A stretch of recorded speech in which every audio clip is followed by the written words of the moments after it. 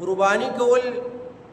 دا په هر عاقل بالغ آزاد مقیم مسلمان نارینه او زنانه باندې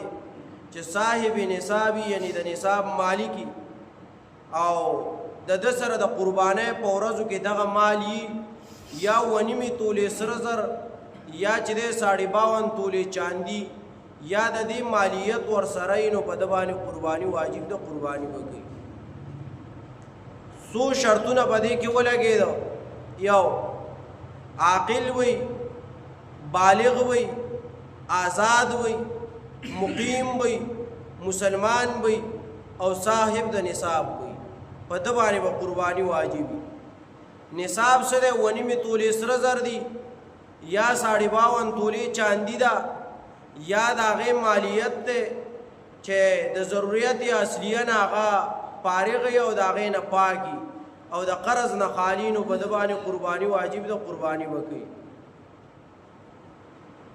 اوس یو سړی دی د هغه سره د ضرورت نه سوا ګاډی دی د ضرورت نه سوا بل څه مال دی ورسره د ضرورت نه سوا پلاټ دی ورسره کور دی ورسره د ضرورت نه سوا دا صاحب د نصاب د قرباني وکړي یا هغه سړی چې د هغه سره ونیمې تولې سره زر دي قرباني وکړي یا هغه کس چې د هغه سره 52 تولې سپین زر دي او یا د هغې 52 تولو چاندی مالیت ورسره دی او د هغې حساب باندې چې څومره پیسې راځي هغه پیسې ورسره دي یا د هغې نه زیات مال لی ورسره دا ضرورت نه زیات مال لی ورسره دا صاحب د نصاب دی قرباني وکړي